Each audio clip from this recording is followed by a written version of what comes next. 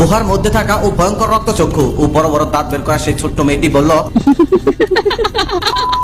গুহার মধ্যে থাকা ও ভয়ঙ্কর রক্তচক্ষু ও বড় বড় দাঁত বের করা সেই ছোট্ট মেয়েটি বলল, আমি চন্দ্রার মেয়ে ইরাবতী। মেয়েটার মুখে এমন কথা শুনে নমানে ওঝা ও নীলার চোখ একদম কপালে উঠে গেল। নমানে ওঝা একদম চুপ করে দাঁড়িয়ে রইল। তবে নীলার মাথায় একটা জিনিস কিছুতেই ঢুকছে না, এই ছোট্ট মেয়েটা কি করে এত ভয়ঙ্কর হবে আর কি করেই বা এত বড় প্রতিশোধ নিবে। ঠিক সেই সময় নীলা ও নমানে ওঝা সেখানে চন্দ্রার উপস্থিতি টের পেল। খেয়াল করে দেখলো যে সেই মুভিটার পেছন থেকে আস্তে আস্তে খুঁড়িয়ে খুঁড়িয়ে চন্দ্রার সামনের দিকে আসতেছে। চন্দ্রা তখন তাদের সামনে এসে একটা অট্ট হাসি দিয়ে বলল, এই দেখ, আমার মেয়ে পৃথিবীতে চলে এসেছে। এখন আমার প্রতিশোধ নেওয়া থেকে কেউ আমাকে আটকাতে পারবে না। আমার মেয়ে তোদের সবাইকে মেরে ফেলবে, কাউকে বাঁচতে দিবে না, শুধুমাত্র সময়ের ব্যাপার। আর বলল, চলো আমার সাথে, ওরা মৃত্যুর প্রহর গুনতে থাক। এই বলে তারা দুজনেই গুহার ভিতরের দিকে যেতে লাগলো। চন্দ্রার ডাকে ইরাবতী তার পিছন পিছন চলে গেল। নীলা এসব দেখে খুব অবাক হলো, এত কিছু হয়ে গেল অথচ নমানি ওঝা কিছুই বলছে না। আর এদিকে আস্তে আস্তে চন্দ্রা ও তার মেয়ে অন্ধকারের মধ্যে উধাও হয়ে গেল। চন্দ্রা চলে যাওয়ার পর নমানি ওঝা নীলাকে বলল, তোমার স্বামীকে ধরো, তাড়াতাড়ি ওকে ধরে নিয়ে আমার আস্থানে যেতে হবে, এখানে থাকাটা তেমন একটা নিরাপদ না। তারপর নীলা ও নমানি ওঝা আমাকে ধরে নিয়ে তার আস্থানে নিয়ে গেল।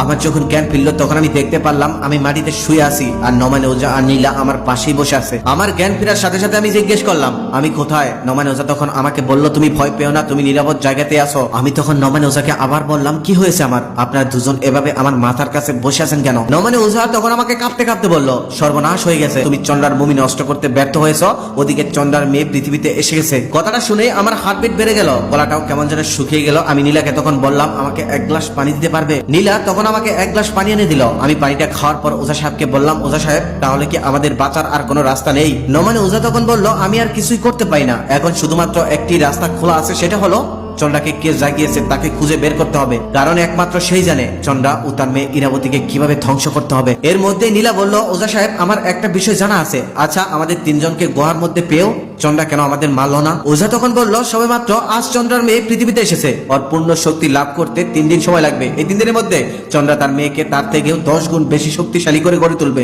চন্দ্রার মেয়ে পুরো শক্তিটা পাওয়ার পরে প্রতিশোধ নিতে শুরু করবে। নীলা তখন বলল, তার মানে আমাদের হাতে সময় আছে আর মাত্র 3 দিন। নমানি ওঝা তখন বলল, হ্যাঁ, একদম ঠিক বলেছ। নীলা তখন আবার জিজ্ঞেস করলো, তাহলে চন্দ্রার ঘুম কে ভাঙালো? এটা আমরা জানবো কি করে? ওঝা তখন বলল, এটা আমি চন্দ্রার থেকে জেনে নেব। আমি তখন অবাক হয়ে জিজ্ঞেস করলাম, যেখানে চন্দ্রা আমাদের সবাইকে মেরে ফেলতে চায় সেখানে চন্দ্রা এটা কেনই বা বলবে? নমানি ওঝা তখন বলল, আজ রাতে আমি আমার তপস্যার মাধ্যমে চন্দ্রাকে হাজির করব, ওকে আসতেই হবে, ও আসবেই। আমি তখন নমানি ওঝাকে বললাম, যা করার খুব তাড়াতাড়ি করুন, হাতে কিন্তু বেশি একটা সময় নেই। নমানি ওঝা তখন থেকে সবকিছু রেডি করতে শুরু করলো। রাতের মধ্যে সবকিছু আয়োজন করে ফেললো নমানি ওঝা। তিনি ইয়া বড় একটা চাকার মতো সেই জিনিসটা মেঝেতে রেখে দিল। তার ভিতরে অনেকগুলো মন্ত্র লেখা ছিল আর তার চারপাশে অনেকগুলো মোম জ্বালিয়ে দিল আর আস্তানার সমস্ত লাইটই অফ করে দিল। তারপর তিনি ধ্যানে বসে মন্ত্র পাঠ করতে শুরু করলো।